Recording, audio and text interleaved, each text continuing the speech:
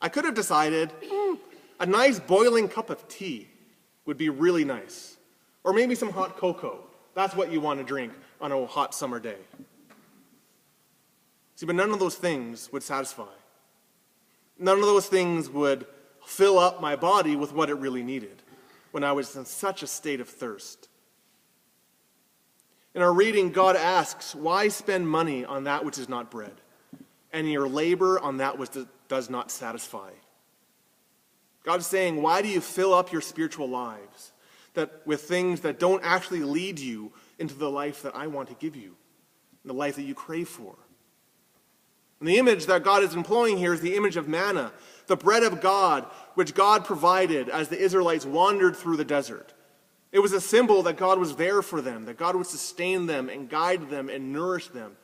God was pointing them back to the image of his faithfulness and saying that no other product, no other nation, no other would-be God ever did that for you. So why fill up your lives with those things? That would be a powerful message to a community living in exile, where the temptation was to listen to a whole bunch of other voices. We can try a whole range of things to answer our deep spiritual dilemmas. Popular right now is the power of positive thinking. Right? If we just watch Oprah's life classes, then everything will go better.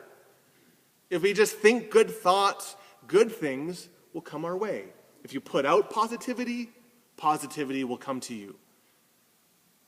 And when that fails, because it will, we turn to other popular spiritualities. Yet many times those are just systems of our own efforts. Try harder, do more, give more, be happier, pray more, believe more, do these things.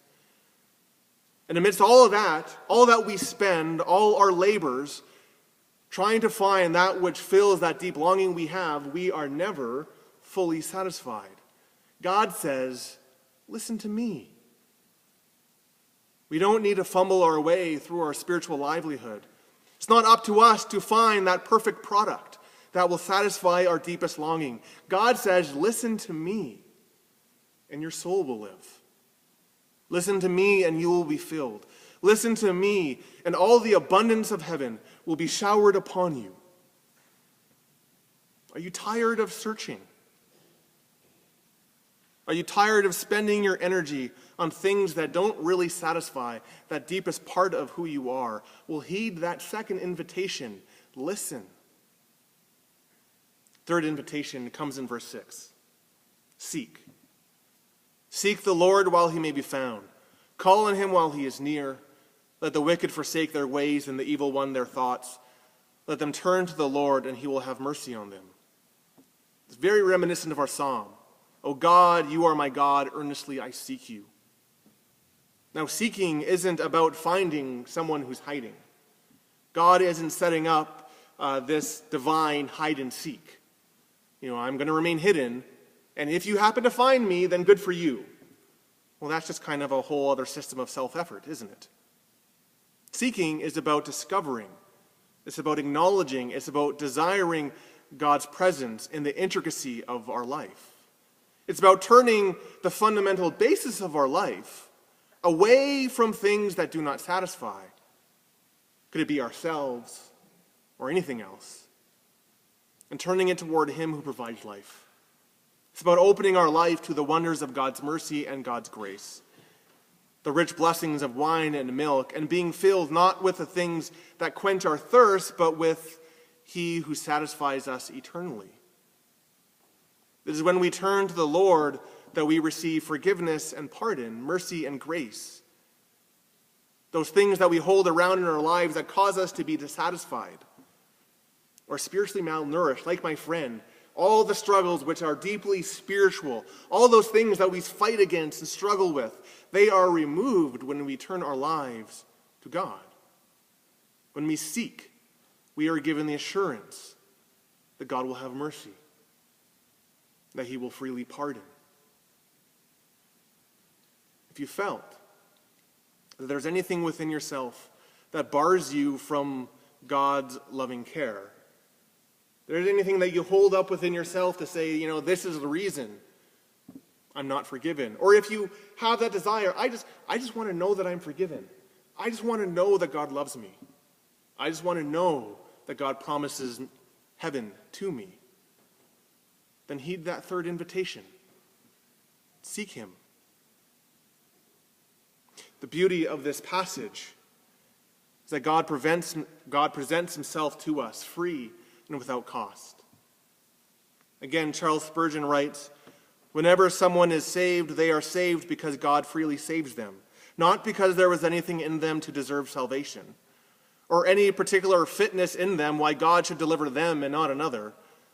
The gifts of God's grace are absolutely free in the most unrestricted sense of the term." I'm going to read that last part. The gifts of God's grace are absolutely free in the most unrestricted sense of the term.